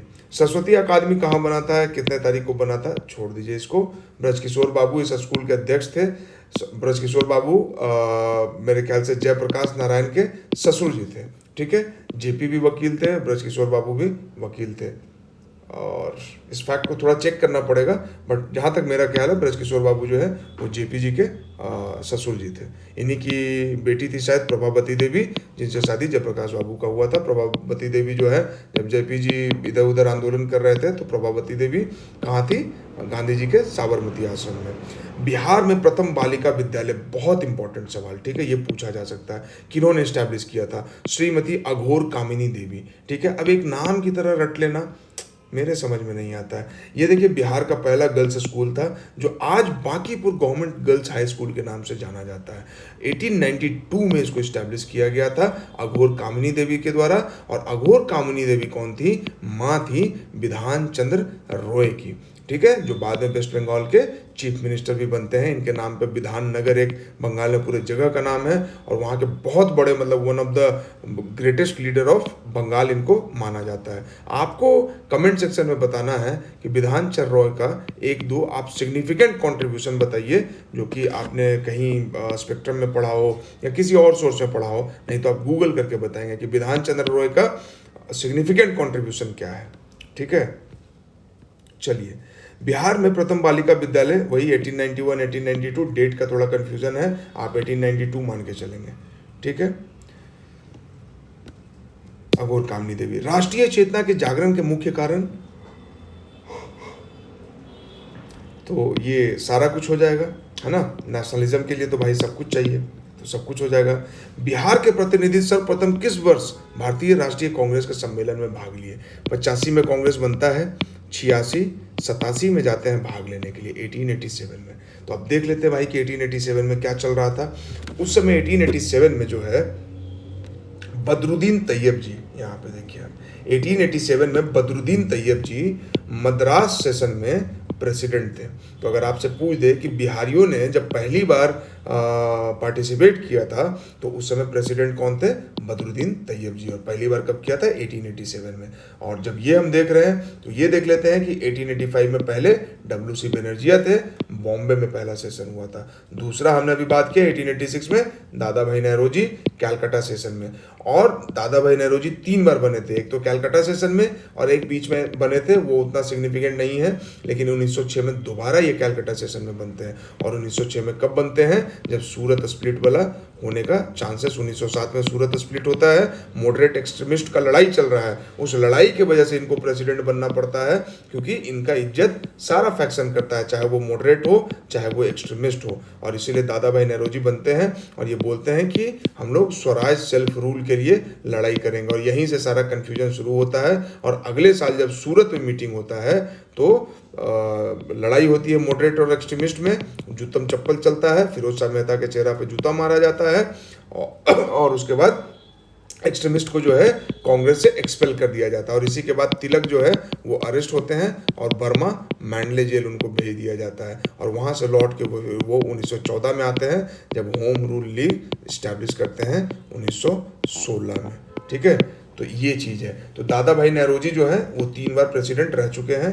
और दादा भाई नेहरू जी के बारे में और भी बाकी चीज़ जानते होंगे, जैसे इनका जो अखबार था तो वॉइस ऑफ इंडिया है, ठीक है। ये पहले इंडियन है जो ब्रिटिश हाउस ऑफ कॉमन्स में इलेक्ट हुए थे। और मेरा ख्याल है, अगर मैं गलत नहीं हूँ, तो लेबर पार्टी से इनका, लेबर पार्टी से या लिबरल पार्टी से, ये भी आप लोग में से कोई एक सीरियस कैंडिडेट कमेंट में बताएंगे कि दादा भाई नेहरू जी किस पार्टी से इलेक्ट हुए थे, लेबर पार्टी से, लिबरल पार्टी से या इंडिपेंडेंट, ठीक है। और इनका प्रचार किसने संभाला था? सैयद हसन इमाम ने, ठीक है। और इसके बाद 1887 में मद्रास सेशन होता है, जिसके प्रेसिडेंट बदरुद्दीन तैयब जी हैं। और यहाँ पे पहली बार बिहार से लोग जाते हैं और वो पार्टिसिपेट करते हैं, ठीक है। इसके बाद प्रेसिडेंट का लिस्ट देखते हैं तो जॉर्ज यूले इसके बाद बनते हैं, पहले नॉन इंडियन हैं जो प्रेसिडेंट बनते हैं। हालांकि स्टैब्लिश जो है कांग्रेस को 1885 में एलन ऑक्टेवियन ह्यूम यानी कि AO ह्यूम और विलियम बेडवन, ये दोनों मिलकर करते हैं, बट प्रेसिडेंट नहीं बनते हैं, इंडियन को प्रेसिडेंट बनाया जाता है, ठीक है। और पहली बार कोई विदेशी प्रेसिडेंट जो बनता है वो 1888 में बनता है, ठीक है। बिहार वाले जब पार्टिसिपेट कर लेते हैं उसके जस्ट अगले साल, और उसके जस्ट अगले साल फिर विलियम वेटर वन बनते हैं, one of the founding member of Indian National Congress. ये भी सिविल सर्वेंट थे, लेकिन इंडिया को लेके सॉफ्ट कॉर्नर रहता था, इंडियन नेशनलिज्म को लेके इनके अंदर सॉफ्ट कॉर्नर होता था, रिफॉर्म की बात करते थे, प्रोग्रेसिव माइंडसेट के थे, लोकल गवर्नेंस को बहुत सपोर्ट करते थे, अखबार की आज़ादी के बारे में बोलते थे, लोगों को सिविल लिबर्टी, सिविल राइट देने के बारे में बात करते थे, और इसी वजह से इनको प्रमोशन वगैरह नहीं दिया गया था और ये प्री मेच्योर रिटायरमेंट ले लेते हैं। और फिर एलन ऑक्टेवियम ह्यूम यानी कि A.O. ह्यूम के साथ मिलके इंडियन नेशनल कांग्रेस को फॉर्म करते हैं और खुद प्रेसिडेंट बनते हैं। कब? 4 साल बाद 1889 में। तो ये इनके बारे में हो गया। और ये है फिरोज शाह मेहता, जिन पे सूरत सेशन में जो है जूता चप्पल चल गया था और उसके बाद ही एक्सट्रीमिस्ट को भगा दिया गया। और जब इनकी मृत्यु होती है उसके बाद ही फिर एक्सट्रीमिस्ट और मॉडरेट जो है वापस से लखनऊ सेशन में मिलते हैं, वो भी हम लोग आगे देखेंगे। उसके बाद ये इंपॉर्टेंट सेशन है 1922, चित्तरंजन दास थे, गया सेशन था, यहीं पे स्वराज पार्टी के बारे में जो पूरा बात होता है और इलेक्शन लड़ने का, और 1923 वाला इलेक्शन लड़ना था वो यहीं पे तय होता है। ठीक है, यहीं पे चेंजर्स और नो चेंजर्स का जो पूरा कॉन्सेप्ट है वो आता है। 1924 में गांधी जी सिर्फ एक बार कांग्रेस के प्रेसिडेंट बने हैं, 1924 में बेलगाम में। ठीक है, और यहीं बेलगाम से बाल गंगाधर तिलक जो है वो अपना होम रूल लीग को शुरू करते हैं। कब? 1916 अप्रैल में। ठीक है, सरोजिनी नायडू भी बनी है, ये सब बने हैं। मुख्तार अहमद अंसारी हैं, अगर आप लोग जानते होंगे कि उत्तर प्रदेश में एक बाहुबली गैंगस्टर हैं और उनका नाम है मुख्तार अंसारी, तो ये शायद उनके नाना जी हैं, है ना, मुख्तार अहमद अंसारी, नाना या परदादा, जो भी परदादा होंगे मेरे ख्याल से। ठीक है, नाना तो उनके नौशेरा की लड़ाई में शहीद हुए थे और ये उनके परदादा है मेरे ख्याल से, मुख्तार अहमद अंसारी, और उन्हीं के नाम पे उनका नाम रखा गया है। हालांकि कान देखिए कितना डिफरेंट है ना। मोतीलाल नेहरू 1928 में बनते हैं। मोतीलाल नेहरू ही इसी समय पे साइमन कमीशन आता है और उसके बाद जो है नेहरू रिपोर्ट बनाते हैं, और जिसका अपोज जो है जिन्ना करते हैं, है ना। जिन्ना अपना 13 पॉइंट लेके आ जाते हैं कि मेरे इस 13 बातों को मानो तभी होगा। और लॉर्ड बिर्किनहेड जो है वो चैलेंज देता है। जब साइमन कमीशन का हम लोग विरोध करते हैं तो लॉर्ड बिर्किनहेड जो है वो बोलता है कि तुम लोग विरोध तो कर रहे हो, तो क्या तुम लोग खुद से कॉन्स्टिट्यूशन बना लोगे, रिफॉर्म डॉक्यूमेंट बना सकते हो? तो इस चैलेंज को नेहरू एक्सेप्ट करते हैं, मोतीलाल नेहरू, और नेहरू रिपोर्ट बनाते हैं, जो वो सुधार वाला जो पूरा डॉक्यूमेंट था कि गवर्नेंस में कैसे सुधार होगा, जो नया एक्ट आना चाहिए, गवर्नमेंट ऑफ इंडिया एक्ट, वो क्या होना चाहिए, तो मोतीलाल नेहरू बनाते हैं, उसको नेहरू रिपोर्ट बोलते हैं। लेकिन जिन्ना उसमें टांग अड़ा देते हैं और इसलिए वो रिपोर्ट फिर पास नहीं हो पाता। फिर फाइनली साइमन कमीशन के बेसिस पे ही गवर्नमेंट ऑफ इंडिया एक्ट 1935 बनता है। ठीक है, जो हमारे कॉन्स्टिट्यूशन का स्ट्रक्चरल पार्ट भी है। ठीक है, आपको लगेगा कि बहुत ज़्यादा डाइग्रेस कर रहे हैं, बट हिस्ट्री पढ़ने का मेरे हिसाब से यही तरीका है कि चीज़ों को, कहानियों को जितना आप इंटर रिलेट और इंटरलिंक करके पढ़ेंगे उतनी बार आपको याद रहेगा, उतना अच्छे से समझ में आएगा, और जब मेंस में आप आंसर लिखेंगे तो ये चीज़ें वहाँ पे रिफ्लेक्ट होंगी। ठीक है, जवाहरलाल नेहरू, इसी के बाद मोतीलाल नेहरू, पिता को पुत्र ने मतलब कि सक्सीड किया। ये पहली बार हुआ था कि किसी बाप बेटा जो है लगातार बनते हैं। 28 में नेहरू, 29 और 30 में जवाहरलाल नेहरू बनते हैं, लाहौर में और कराची सेशन में। ठीक है, फिर 1931 में वल्लभ भाई पटेल बनते हैं कराची सेशन में। याद कैसे रहेगा, नेहरू प्राइम मिनिस्टर बने थे और वल्लभ भाई पटेल होम मिनिस्टर बने थे, तो दोनों जस्ट आसपास में थे। ठीक है, इसके बाद जो इंपॉर्टेंट है हमारे लिए 1934-35 में राजेंद्र प्रसाद बने थे बॉम्बे और लखनऊ सेशन में। ठीक है, उसका 36-37 में फिर से जवाहरलाल नेहरू बनते हैं और 38-39 में सुभाष चंद्र बोस बनते हैं। ठीक है, तो नेहरू के बाद एक बार जो है पटेल बनते हैं और एक बार नेहरू के बाद जो है सुभाष चंद्र बोस बनते हैं। 1938 में ये बनते हैं और 1939 वाला तो हम लोग जानते हैं कि पूरा कांड हो गया था कि गांधी जी के कैंडिडेट पट्टाभी सीतारामैया को जब ये हरा देते हैं तो गांधी जी दुखी हो जाते हैं, बोलते हैं कि ये मेरा कैंडिडेट था, इसकी हार मेरी हार है। ठीक है, तो बात बहुत ज़्यादा बिगड़ गई थी। तो बिगड़ने के बाद क्या है, इनको बोला गया कि आप रिजाइन कर दीजिए। ये सुभाष चंद्र बोस नहीं मान रहे थे, तो बहुत ज़्यादा प्रेशर बनाया जाता है। फिर उसमें सरदार वल्लभ भाई पटेल, राजेंद्र प्रसाद, सबका रोल आता है इन पे दबाव बनाने का। फाइनली क्या है कि ये रिज़ाइन करते हैं और उस इंसिडेंट को त्रिपुरी क्राइसिस बोला जाता है, क्योंकि उस समय जो जगह था उसका नाम था त्रिपुरी, रीवा नदी के किनारे मध्य प्रदेश में। आज उसको त्योहार बोला जाता है, उस समय त्रिपुरी बोला जाता था। और इसके बाद 1939 में जब सुभाष चंद्र बोस रिजाइन करते हैं तो राजेंद्र प्रसाद प्रेसिडेंट बनते हैं। तो ये एक इंपॉर्टेंट इंसिडेंट है, इसको भी याद रखेंगे। ठीक है, उसका सबसे ज़्यादा लंबे टाइम तक कांग्रेस का कोई अगर प्रेसिडेंट रहा तो 40 से 46 तक अबुल कलाम आज़ाद रहे। है जो बाद में एजुकेशन मिनिस्टर बनते हैं, ठीक है। और 46-47 जब देश आज़ाद हो रहा था तो उस समय इंडियन नेशनल कांग्रेस के प्रेसिडेंट JB कृपलानी थे। तो ये भी बहुत इंपॉर्टेंट, इसको याद रखिएगा। तो जो भी कलर किया हुआ है उसको आपको याद रखना है, ठीक है। चलिए, तो ये हो गया। अब इसके बाद हम देख लेते हैं बदरुद्दीन तैयब जी के बारे में, ठीक है। कि founding member of Indian National Congress के ये भी फाउंडिंग मेंबर थे भाई, वकील थे, बैरिस्टर थे, पढ़े लिखे थे, ठीक है। First Muslim president of Indian National Congress, हमारे सैयद हसन इमाम जो है वो फोर्थ मुस्लिम प्रेसिडेंट थे, ये फर्स्ट मुस्लिम प्रेसिडेंट थे बदरुद्दीन तैयब जी। और third president of Indian National Congress थे, सेकंड तो दादा भाई नेहरू जी थे, ठीक है। मद्रास में थे, यहीं पे जो है बिहार वाले लोग जो है वो जाते हैं, पार्टिसिपेट करते हैं। और यहीं पे बोला जाता है, कांग्रेस पे बहुत इल्ज़ाम लगता है, सैयद अहमद खान भी इल्ज़ाम लगाते हैं कि हिंदुओं की पार्टी है। तो इसीलिए ये स्टेटमेंट दिया जाता है कि this Congress is composed of the representatives not of any one class or community of India but of all the different communities of India। Congress party जो है वो पूरे देश के सारे कम्युनिटी को रिप्रेजेंट करती है, ये कोई हिंदू पार्टी नहीं है। वो बैरिस्टर 1867 में ही बन गए थे Badruddin Tyabji, first Indian to be admitted to high court of Bombay. तो हाई कोर्ट ऑफ बॉम्बे में पहला इंडियन अगर कोई एडमिट हुआ, जो पहला इंडियन जो है वहाँ पे प्रैक्टिस करना शुरू किया, तो he was none other than Badruddin Tyabji. First Indian to serve as chief justice in Bombay high court. तो बॉम्बे हाई कोर्ट में पहली बार गए भी यही और पहले इंडियन भी यही थे जो कि भाई चीफ जस्टिस बने। तो ऑब्वियस सा बात है कि जो पहले वहाँ पे बनेंगे तो जो भी आएगा इनके बाद ही आएगा, और जो चीफ जस्टिस बनाया जाता है तो उसमें सीनियरिटी का बहुत ध्यान रखा जाता है। तो ये सीनियर थे तो पहले चीफ जस्टिस भी बनेंगे। First Muslim politician to build a secular political awareness was Badruddin Tyabji. तो ये कितना इंपॉर्टेंट पॉइंट है। जब हम सैयद अहमद खान के बारे में बात करेंगे, हिंदू मुस्लिम डिसयूनिटी के बारे में बात करेंगे, तब हम इनके बारे में बात कर सकते हैं कि बदरुद्दीन तैयब जी जो है वो first Muslim president of Congress थे और उन्होंने सेक्युलर पॉलिटिकल अवेयरनेस की बात की थी। ट्रायम्विरेट मतलब इनका भी जो जिसे लाल बाल पाल हम लोग पढ़ते हैं, तो उसी तरह से मुंबई का द 3 स्टार्स बोला जाता है बदरुद्दीन तैयब जी को, फिरोज शाह मेहता को और केटी तेलांग को, काशीनाथ तेलांग को, ठीक है। ये फिरोज शाह मेहता कौन है? जिनके चेहरे पे चप्पल लगा था, कब? सूरत सेशन में। और इन्हीं की मृत्यु के बाद भी मॉडरेट और एक्सट्रीमिस्ट जो है वो एक साथ फिर लखनऊ सेशन में होते हैं। लखनऊ सेशन के बारे में भी हम लोग आगे बात करेंगे। तो ये रहा बदरुद्दीन तैयब जी के बारे में, ये रहा कांग्रेस के प्रेसिडेंटशिप के बारे में। चलिए अब चलते हैं आगे के क्वेश्चन में, ठीक है। अच्छा, यहाँ पे एक चीज़ हमारा छूट गया, वेडबर्न के बारे में। अच्छा, वो तो हमने बता ही दिया कि इंडियन सिविल सर्वेंट थे, noted the trouble of peasantry, तो उसके बारे में भी सहानुभूति था। बोले कि कोऑपरेटिव एग्रीकल्चर बैंक होना चाहिए जिससे किसानों को सस्ते दर पे लोन मिल सके, ठीक है। Supported reform suggested by Lord Ripon. Ripon ने क्या किया था? प्रेस की आज़ादी के लिए काम किया था। लॉर्ड रिपन ने और क्या किया था?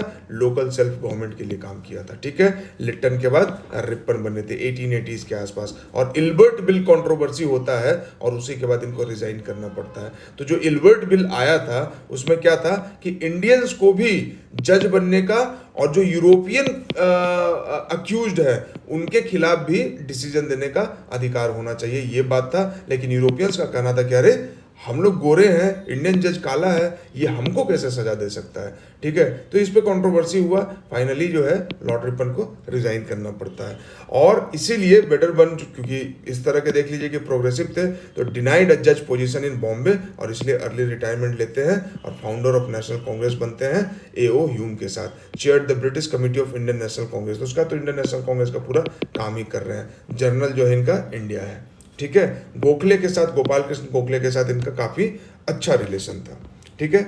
अब एक सवाल आता है कि बिहार के किस बड़े जमींदार ने भारतीय राष्ट्रीय कांग्रेस को आर्थिक मदद प्रदान की थी? महाराजा दरभंगा ने, ठीक है। 1908 में बिहार प्रादेशिक सम्मेलन में पृथक बिहार प्रांत के गठन का प्रस्ताव किसने रखा था? तो फखरुद्दीन ने रखा था। अब फखरुद्दीन ने रखा था, बस ये एक नाम रट लेने से काम नहीं चलने वाला है, ठीक है। तो देखिए हम आपको पूरा बता देते हैं कि बिहार, सेपरेट बिहार का डिमांड कैसे कैसे सब चीज चला। एक बिहार बंधु जर्नल था, ठीक है, 1876 में, ठीक है, बिहारी से पहले, ठीक है, द बिहार हेराल्ड से भी पहले बिहारी बंधु जर्नल था। उसका कहना था कि Bihar continue to state within Bengal for very long, no meeting point, ना हमारा फूड मिलता है, ना कल्चर, ना एटीट्यूड, कुछ नहीं मिलता है। और बंगाली लोग जो हैं वो बिहारियों पे अच्छी नज़र से उनको नहीं देखते हैं, हे दृष्टि से देखते हैं, नीची दृष्टि से देखते हैं, इनको कमज़ोर और निचले स्तर का समझते हैं। ठीक है, सारा जॉब जो है रेलवे का, क्योंकि रेलवे उस समय बहुत बड़ा एम्प्लॉयर था, नया नया रेलवे डेवलप हुआ था 1853 के बाद, तो रेलवे में सबको जॉब चाहिए था, इंजीनियर से लेके नीचे कलर तक का। ठीक है, और टेक्निकल एजुकेशन में भी तो सब पे बंगालियों का कब्जा था। तो बिहार बंधु जनरल जो है इस बारे में बात कर रहा था।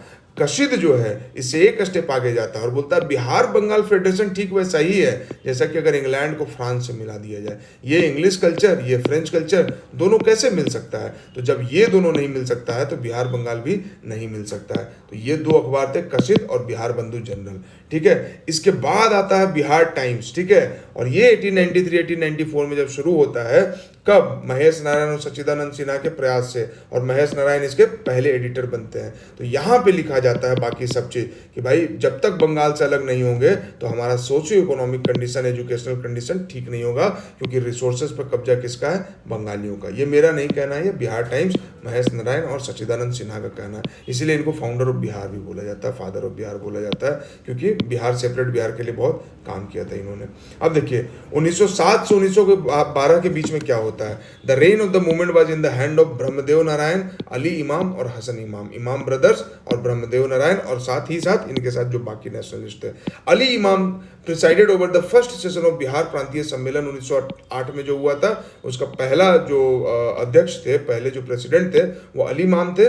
ठीक है, फखरुद्दीन यहाँ पे mooted the proposal that Bihar should finally be segregated from Bengal. ठीक है, तो ये नाम जो फखरुद्दीन है, ये जो हम लोग रटते हैं, ये कहानी है।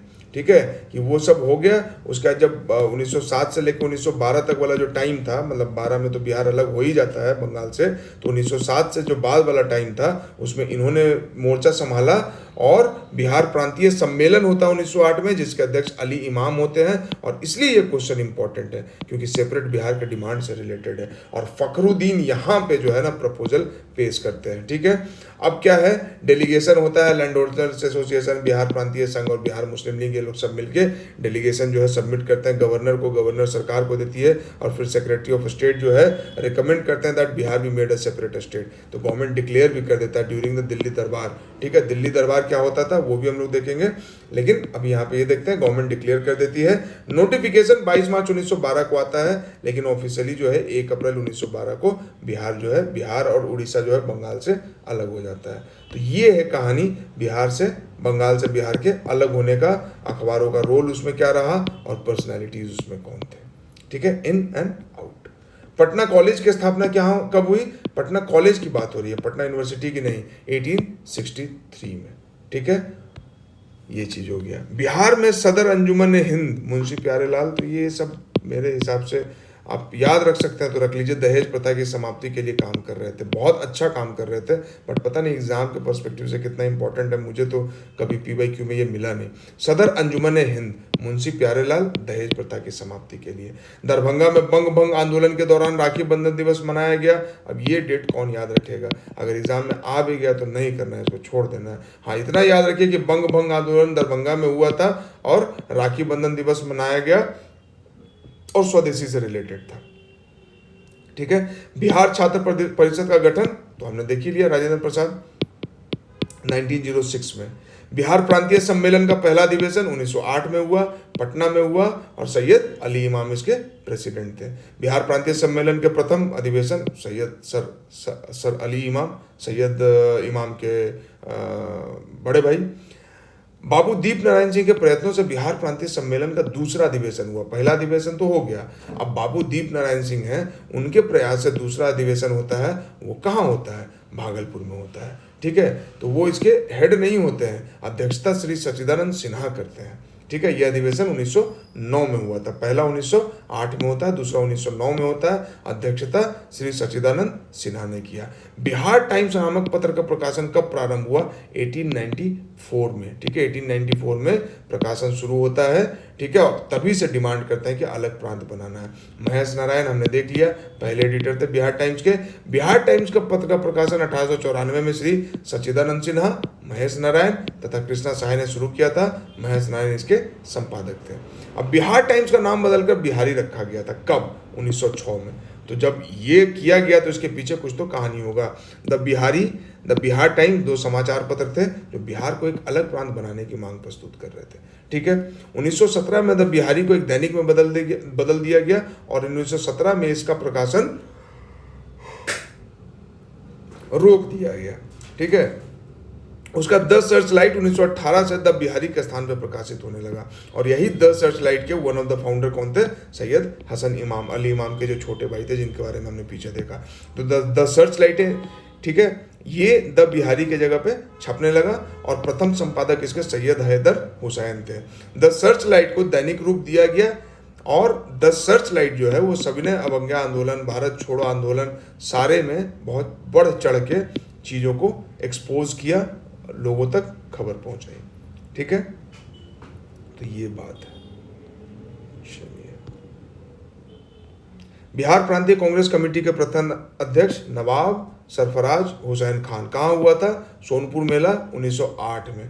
बिहार प्रांतीय कांग्रेस कमेटी के प्रथम अध्यक्ष नवाब सरफराज हुसैन खान सोनपुर मेला के अवसर पर 1908 में ये नवाब साहब जो हैं बिहार प्रांतीय कांग्रेस कमेटी का गठन होता है और उसकी अध्यक्षता करते हैं।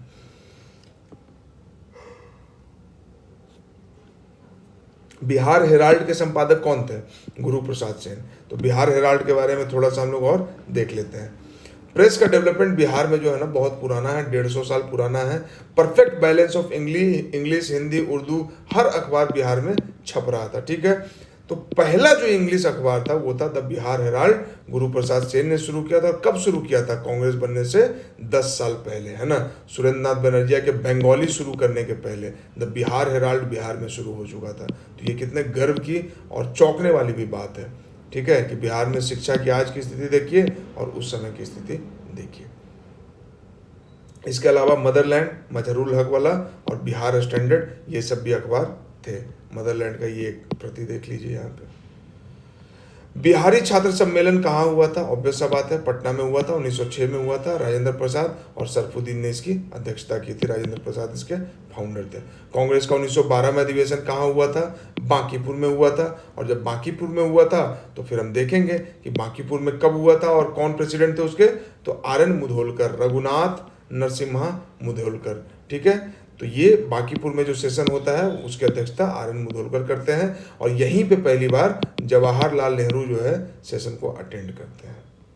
ठीक है। 1912 के बांकीपुर अधिवेशन की अध्यक्षता आर.एन. मुधोलकर हमने देख लिया। और ये जो सेशन होने वाला है, ठीक है, पहला सेशन जो बिहार में होने वाला है 1912 में बांकीपुर में, उसका स्वागत कारिणी समिति के अध्यक्ष थे मजहरूल हक। ठीक है। और सच्चिदानंद सिन्हा जो थे वो सचिव थे, सेक्रेटरी थे।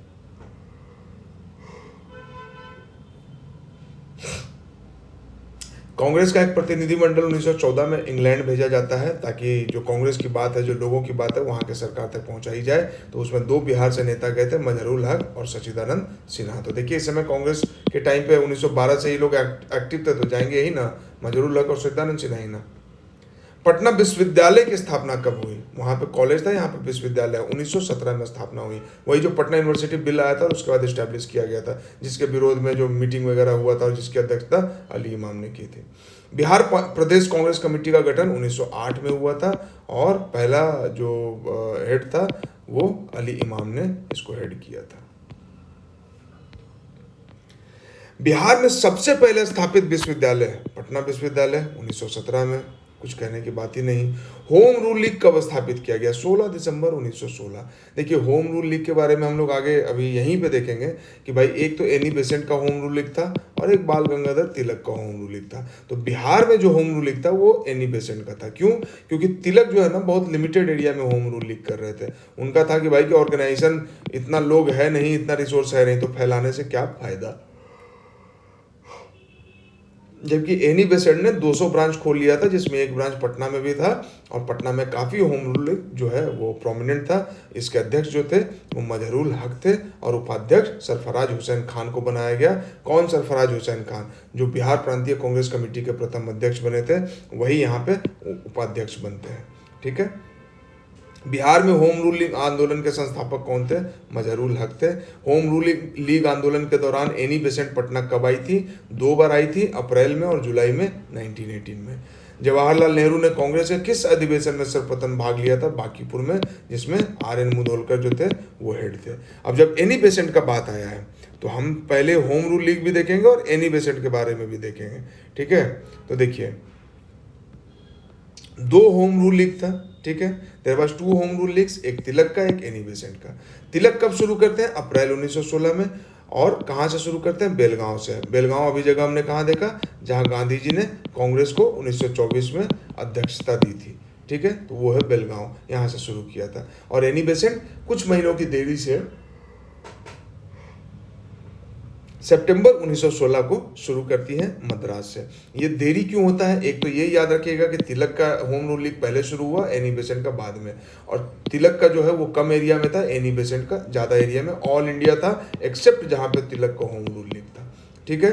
तो ये क्यों था? क्योंकि एनी बेसेंट का कांग्रेस से बात चल रहा था। एनी बेसेंट चाहते थे कि कांग्रेस रिवाइव हो और होम रूल लीग जो है वो कांग्रेस के अंडर में रहे, ठीक है। और उसके बाद उन्होंने कांग्रेस को 3-4 महीने का टाइम दिया था, बट जब कांग्रेस नहीं मानती है तो फाइनली ये लॉन्च करती है सितंबर 1916 में। लेकिन तिलक जो है वो, क्योंकि कांग्रेस से ऐसा कोई उनका डील नहीं था, तो वो पहले ही लॉन्च कर लेते हैं, ठीक है। They had the common objective क्या? सेल्फ गवर्नमेंट, ठीक है। होम रूल लीग का बोलेगा कि क्या ऑब्जेक्टिव था? पूरा इंडिपेंडेंस नहीं, सेल्फ गवर्नमेंट। ब्रिटिश गवर्नमेंट के अंदर में रह के सेल्फ गवर्नमेंट करना होम रूल लीग का मोटो था। Tilak's league worked in Maharashtra, Bombay छोड़ के। बॉम्बे में तिलक का लीग नहीं है, बाकी महाराष्ट्र में है, कर्नाटका में है, बिहार में है, सेंट्रल प्रोविंस में है। जबकि बेसेंट का जो है तिलक को छोड़ के बाकी पूरे कंट्री में फैला हुआ है। तिलक का जो हेडक्वार्टर है वो दिल्ली में है, 6 ब्रांच है। बेसेंट का लीग का जो है ना वो 200 ब्रांच है। तो देख लीजिए, 6 ब्रांच आसानी से मैनेज कर रहे थे, 200 ब्रांच हो गया। दे डिड नॉट मर्ज, वो मर्ज भी नहीं करते हैं। बाद में मर्ज कर सकते थे ना, भले आगे पीछे उन्होंने स्टार्ट किया, बट इसलिए नहीं मर्ज करते हैं। और 2 टॉप लीडर्स हैं, अब उनके बीच में कन्फ्लिक्ट हो गया तो कि क्या कोर्स ऑफ एक्शन होगा, कैसे प्रोटेस्ट करेंगे, नहीं करेंगे, वगैरह वगैरह, ठीक है। और ये सब पूरा कब, ये जो पूरा होम रूलिंग मूवमेंट का जो माहौल है वो देखिए कैसे होता है। तिलक 1914 में जेल से आ जाते हैं, मैंडले जेल में इनको रखा गया था, 1914 में आ जाते हैं। वर्ल्ड वॉर शुरू होने वाला उसी समय पे सरकार को लगता है कि तिलक को छुड़ा लेते हैं और इनको यूज कर लेंगे, लोगों को मोबिलाइज कर लेंगे, ठीक है। और एनी बेसेंट जो है वो, क्योंकि वो खुद ही आयरिश मूवमेंट को सपोर्ट करती थी, सोशलिस्ट आइडियोलॉजी से थी और थियोसॉफिकल सोसाइटी की वजह से इंडिया आई थी, तो पॉलिटिकल तो इनका इंटेलेक्चुअल एम था ही कि भाई देश को आज़ाद करा लो या फिर यहाँ पे भी होम रूलिंग होना चाहिए। तो ये इसलिए काम कर रही थी, तो मतलब यहाँ पे उन्होंने कंट्रीब्यूट किया। Leaders in India were divided, ठीक है, कि ब्रिटेन को वॉर में सपोर्ट करना है कि नहीं करना। देखिए बहुत इंपॉर्टेंट पॉइंट है, ठीक है। वॉर जब भी होता है तो ओपिनियन नहीं बन पाता है कि वॉर को सपोर्ट करना है या अपोज करना है। फर्स्ट वर्ल्ड वॉर में भी वही हुआ, सेकेंड वर्ल्ड वॉर में भी वही हुआ। तो एनी बेसेंट का क्या कहना था कि England's need is India's opportunity, मतलब इंग्लैंड का नीड है अभी कि भाई इंडिया सपोर्ट करे, आर्म्स दे, आर्मी दे, खाने पीने का अनाज दे, ताकि वो लड़ सके। और एनी बेसेंट का कहना था कि यही सही मौका है, जब दुश्मन कमजोर है तो वार कर देना चाहिए। जबकि कांग्रेस मॉडरेट्स का कहना था कि नहीं नहीं, ये मोरली रॉन्ग हो जाएगा, ठीक है। और तिलक तो लौट के आ ही गए हैं जेल से, तो अब ये दोनों जो है, कांग्रेस तो इनकी बात मान नहीं रही है, तो एनी बेसेंट तो थोड़ा बहुत अल्टीमेटम भी दे देती है। इंपॉर्टेंस ऑफ कांग्रेस पार्टी इनको पता है कि बिना कांग्रेस के कैसे काम करेंगे, ऑर्गेनाइजेशन ऑलरेडी खड़ा है, ठीक है। तो जब ऑलरेडी ऑर्गेनाइजेशन खड़ा है तो अगर उसमें घुसेंगे तो हम तेजी से काम कर पाएंगे, अदरवाइज हमें अपना ऑर्गेनाइजेशन खड़ा करने में टाइम देना होगा और उसके बाद फिर उसको चलाने में टाइम देना होगा। So his first task was to get readmitted into the party, ठीक है, कि किसी तरह से कांग्रेस में रीएडमिट हो जाए। कांग्रेस का सेशन 1915 में, in the Congress session of December 1915 it was decided to let the extremist rejoin the party largely due to Annie Besant's persuasion. Annie Besant pursuit करती हैं और इसलिए एक्सट्रीमिस्ट को वापस आने दिया जाता है। Besant has also recognise the need for Congress approval. किस चीज़ के लिए? कोई भी एक्शन प्लान बनाना है तो उसके लिए कांग्रेस का अप्रूवल चाहिए, तभी मासेज जो है वो आएगा, तभी जो है सरकार से ठीक से बात हो पाएगी। However Besant and Tilak were not able to convince Congress convince नहीं होता है to set up home rule leagues, ठीक है। तो बेसेंट जो है वो तो कांग्रेस के साथ कुछ डील कर लेती हैं और सितंबर 1916 तक का टाइम देती हैं, बट तिलक के साथ ऐसा कुछ नहीं था। और इसलिए तिलक जो है वो अप्रैल 1916 में ही अपना होम रूल लीग शुरू कर देते हैं। ठीक है, चलिए एनी बेसेंट के बारे में थोड़ा सा और इन्फॉर्मेशन देख लेते हैं। ये एक इनका एक बुक है, theosophy and life's deeper problem, Annie Besant ने लिखा था। देखिए थियोसॉफिकल सोसाइटी क्या है? थियोसॉफी एक तरह से कह सकते हैं कि रिलीजन है, हालांकि जिन्होंने शुरू किया था madam Blavatsky and colonel H S. Olcott. ठीक है, तो इन्होंने जब शुरू किया था इसको अमेरिका में, तो इसका ये नहीं था कि रिलीजन बनाना है, ऐसे बुद्धा ने शुरू किया तो उनको रिलीजन नहीं बनाना था, बट वो बाद में बन गया। तो थियोसॉफी भी वैसे ही है कि वेस्टर्न रिलीजन को, ओल्ड यूरोपियन प्रैक्टिसेस को, हिंदुइज्म को, बुद्धिज्म को और सबको जोड़ के लेके साथ में चलना। इनका मोटो ही है कि there is no religion higher than the truth, है ना।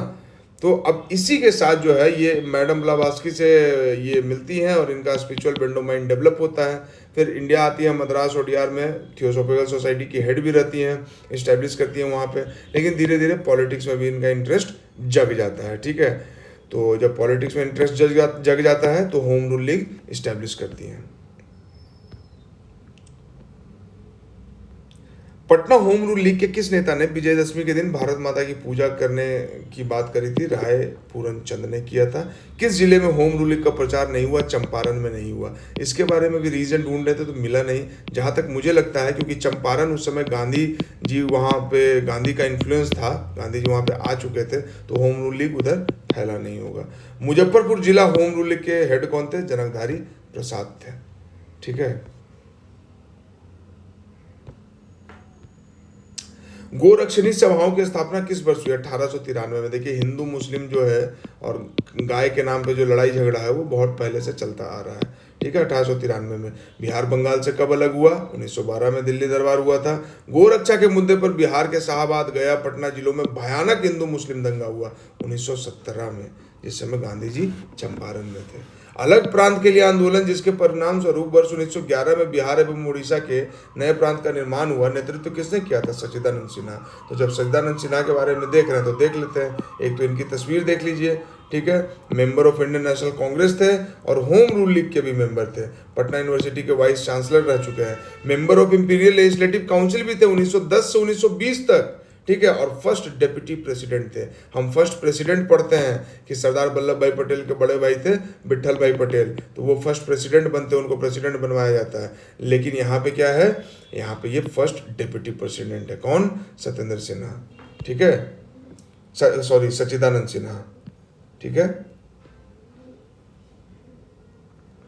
बिहार और उड़ीसा लेजिस्लेटिव काउंसिल के भी हेड रहे, फाइनेंशियल मेंबर, प्रोविंस, ये वो सब कुछ। कॉन्स्टिट्यूशन असेंबली में भी, कॉन्स्टिट्यूएंट जो असेंबली है उसमें राजेंद्र प्रसाद से पहले ये प्रेसिडेंट बनते हैं टेम्पररी। ठीक है, ये फ्रेंच प्रैक्टिस को फॉलो किया गया था कि भाई जो सबसे एल्डर है, जो सबसे बड़े हैं उम्र में, तो उनको नॉमिनेटेड प्रिजाइडिंग ऑफिसर या प्रेसिडेंट बनाया जाए और उसका जो इलेक्शन हुआ उसका रिजल्ट ये डिक्लेयर करेंगे। तो इनका काम वही था, रिजल्ट डिक्लेयर करना। अब जब इंपीरियल लेजिस्लेटिव काउंसिल हमने देखा तो उसको भी देख लेते हैं कि क्या होता है। चार्टर एक्ट 1853 के द्वारा इंपीरियल लेजिस्लेटिव काउंसिल लाया गया। इसके पहले क्या होता था? गवर्नर जनरल अपने मन से सब कुछ काम करता था, लेकिन चार्टर एक्ट जो है ना वो काउंसिल लेके आया। इसका मतलब कि बाहर से आपको लोग रखना पड़ेगा, एक तरह से आप पार्लियामेंट कह सकते हैं, 10 लोगों का पार्लियामेंट, 12 लोगों का पार्लियामेंट। ठीक है, तो चार्टर एक्ट 1853 से इंपीरियल लेजिस्लेटिव काउंसिल जो है वो शुरू हुआ था।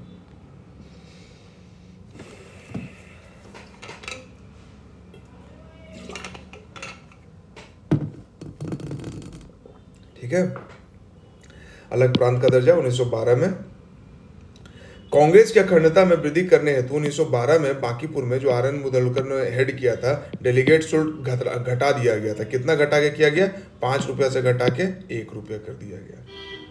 ठीक है, अब ये देखिए वो दिल्ली दरबार वाली जो बात कर रहे थे वो हम लोग देखेंगे। 12 दिसंबर 1911 को किस ब्रिटिश राजा ने बंगाल से पृथक कर बिहार को, उड़ीसा भी जिसमें सम्मिलित था, प्रांत अलग गठित किया? तो जॉर्ज पंचम थे। तो ये देख लीजिए पहले, ये महानुभाव हैं जो जॉर्ज पंचम है और इनकी पत्नी है मैरी। इन्हीं का कोरोनेशन हो रहा था, मतलब ताजपोशी, ताज पहना दिया गया इनको। इंडिया के ताजपोशी क्यों करते थे? ताकि सब लोग, यहाँ की जनता और यहाँ के राजा ये मान लें कि हाँ हमारे महामहिम, हमारे अधिनायक, हमारे राजा, हमारे रूलर आप ही हैं, और इसलिए आके यहाँ पर दिल्ली दरबार किया जाता था। ठीक है, ये एकमात्र ऐसे राजा हैं जो दिल्ली दरबार में यहाँ पे आके शामिल हुए थे। और ये जो कमर झुका के, कमर मोड़ के जो व्यक्ति यहाँ पे खड़े हैं, इसका नाम है मीर उस्मान अली, नवाब ऑफ हैदराबाद। यहाँ तो राजा के सामने सर झुका के ऐसे खड़ा है जैसे पता नहीं राजा क्या देने वाला है।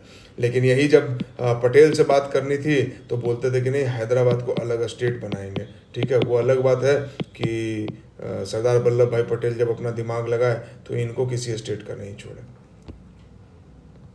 ठीक है, अब देखिए दिल्ली दरबार का क्या भव्य स्वागत, क्या गुंबद, क्या ये वो तामा झामा। तो दिल्ली दरबार क्या है, इंपीरियल स्टाइल मास असेंबलिंग ऑर्गेनाइज किया जाता है। Mark the succession of emperor और इम्प्रेस ऑफ इंडिया। तो 1911 में जो दरबार हुआ था उसमें जॉर्ज पंचम यानी जॉर्ज 5 आया था और इसने ही फिर फाइनल मुहर लगा दिया और जाके 1 अप्रैल 1912 को बिहार जो है वो बंगाल से अलग हो गया। ठीक है, ये चीज़ है। भारत में सबसे पहले छात्र संगठन कहाँ बना, 1906 में बिहार में बन गया था, राजेंद्र प्रसाद और बाकी के परिश्रम से। कलकत्ता उच्च न्यायालय में न्यायाधीश नियुक्त करने वाले प्रथम बिहारी कौन थे, फखरुद्दीन। और यही फखरुद्दीन जो है सेपरेट बिहार वाला जो हमने नाम यहाँ पे देखा था, यही फखरुद्दीन है ना, जिन्होंने सेपरेट बिहार का प्रपोजल दिया था। कहाँ गया इनका नाम, ये। ठीक है, 1908 में बिहार प्रादेशिक सम्मेलन में फखरुद्दीन जो है वो डिमांड करते हैं सेपरेट बिहार को, ऑफिशियली जो है वो डिमांड करके बोला जाता है कि ये चाहिए। ठीक है,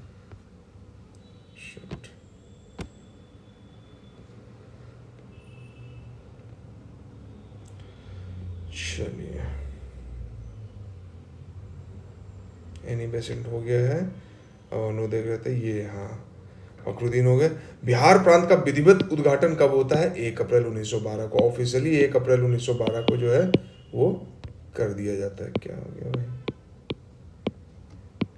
ऑफिशियली 1 अप्रैल 1912 को कर दिया जाता है कि बिहार बन चुका है। राष्ट्रीय कांग्रेस का 27वां अधिवेशन कहाँ हुआ था, बांकीपुर में। बार बार वही सवाल देके घूम के आ रहा है। आर एन मुदोलकर 27वां अधिवेशन, जवाहरलाल नेहरू पहली बार पार्टिसिपेट किए, मजहरूल हक जो थे वो स्वागत समिति के अध्यक्ष थे और सिन्हा जी जो थे वो सचिव थे। ठीक है, 1904 में देवघर में गोल्डन लीग, ये इंपॉर्टेंट है, गोल्डन लीग की स्थापना ब्रिटिश का बहिष्कार और स्वदेशी आंदोलन की प्रगति के लिए किया गया था। तो किसने किया था, क्या किया था, कहाँ किया था, ये देख लीजिए। गोल्डन लीग देवघर में 1904 में स्वदेशी आंदोलन को प्रमोट करने के लिए किसने किया था, तो इसमें बारिंद्र कुमार घोष का भी बड़ा मतलब इम्पोर्टेंट योगदान रहा था। स्वदेशी मूवमेंट चल रहा है, 1904 में ही गोल्डन लीग देवघर में बना दिया गया है। सुरेंद्र नाथ बनर्जी घूम घूम के प्रचार कर रहे हैं, लेक्चर दे रहे हैं, वंदे मातरम गाया जा रहा है, वंदे मातरम का कपड़ा बना के वो भी शरीर पे पहना जा रहा है। ठीक है, और ब्रिटिश गुड का बहिष्कार करना है, ब्रिटिशर्स का बहिष्कार करना है, गवर्नमेंट कोड का बहिष्कार करना है और जो भी ग्रीवांस है वो आपस में सुलझाना है। तो ये सब चीज़ चल रहा था और इसके पर्सपेक्टिव में गोल्डन लीग बनता है। Golden league society of Deoghar actively work toward the boycott and protest of the स्वदेशी मूवमेंट। 1904 में एक ग्रुप ऑफ टीचर जो है वो बनाते हैं, क्योंकि पढ़े लिखे टीचर थे तो उनको लगा कि भाई कि ऐसा कुछ बनाना चाहिए, देश को आज़ाद कराना चाहिए। बारिंद्र घोष जो है वो इसके आप कह सकते हो कि मेंबर भी थे और इसको बहुत ज़्यादा पुश करने वाले, प्रमोट करने वाले भी थे। रिवोल्यूशनरी एक्टिविटीज़ का काम था। Golden league society of Deoghar increasingly came to be identified as the hub of revolutionary. और जब ये चीज़ हो गया कि पता चल गया कि हब ऑफ रिवोल्यूशनरी है तो सरकार तो भैया हथौड़ा लेके पहुँच ही जाएगा, मारपीट के चपटा कर देगा। बॉयज एसोसिएशन के संस्थापक सचिव, मत याद कीजिए, एग्जाम में आ जाए तो छोड़ दीजिएगा। स्वदेशी आंदोलन के क्रम में सुरेंद्र नाथ बनर्जी कब मुंगेर आए थे, 1904 में आए थे, 1906 में आए थे। ठीक है, 1906 में। कांग्रेस के मद्रास अधिवेशन में बिहार के कितने प्रतिनिधियों ने भाग लिया था, 6 प्रतिनिधियों ने भाग लिया था, वही आर एन मुदोलकर वाला। ठीक है, 1909 में बिहार कांग्रेस कमेटी के अध्यक्ष कौन थे, हसन इमाम थे, सैयद हसन इमाम। 1909 में बिहार कांग्रेस कमेटी के अध्यक्ष सैयद हसन इमाम, जिनके बारे में हमने बहुत डिटेल में देखा, और मजहरूल हक जो थे वो उपाध्यक्ष थे, है ना। चलिए, बिहार प्रांतीय सम्मेलन के दूसरे अधिवेशन भागलपुर में किसने कहा था कि बिहार प्रांतीय सम्मेलन का देश की राजनीतिक संस्थाओं में विशिष्ट स्थान है, विशेष करके इस अर्थ में कि इसमें हिंदू और मुसलमानों के समान रूप से एक साथ मिलकर इसकी राजनीतिक कार्रवाई में भाग लेने के सिद्धांत को रूपायित किया। कहने का मतलब कि हिंदू मुस्लिम यूनिटी का बात चल रहा है, गोपाल कृष्ण गोखले ने बोला था। अब जब गोपाल कृष्ण गोखले का बात हो रहा है तो इनके बारे में भी देख लेते हैं। फ्रीडम फाइटर तो थे ही थे, ठीक है। गांधी जी के पॉलिटिकल गुरु थे, ठीक है। गांधी जी ने इन्हें बुलाया था, साउथ अफ्रीका गए थे, फिर गांधी जी को इन्होंने बोला कि तुम भी वापस कंट्री आओ भाई, यहाँ पे आके सेवा करो, और गांधी जी फिर आते हैं 1915 में। सर्वेंट ऑफ इंडिया सोसाइटी इन्होंने स्टैब्लिश किया था, ठीक है। और हाँ, ये गांधी जी का बड़ा फेमस स्टेटमेंट है। सो उधर हमने देखा ना अभी एनी बेसेंट का स्टेटमेंट कि England's need is India's opportunity, ठीक है। तो वो चीज़ है, pure as crystal, gentle as lamb, brave as lion and chivalrous to a fault and the most perfect man in the political field. Mahatma Gandhi ji ने कहा था किसके बारे में? गोखले के बारे में। इतनी तारीफ तो गांधी जी अपने गुरु की ही कर सकते हैं, ठीक है। अब इन्हीं के बारे में और देखते हैं। इनका ये अखबार है इतवाद जो अभी तक चल रहा है, गोपाल कृष्ण गोखले का ही है, ठीक है। और क्या क्या किया था? ही वॉज मॉडरेट और एक्सट्रीमिस्ट, ही वॉज मॉडरेट, ठीक है।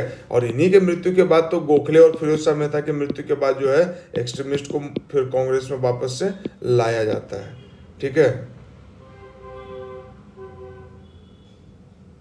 बनारस सेशन की अध्यक्षता इन्होंने की थी 1906 में। जो है दादा भाई नौरोजी थे, बताया आपको अभी, जो लड़ाई झगड़ा चल रहा था। 1905 में जो बनारस सेशन हुआ था उसके भी हेड थे।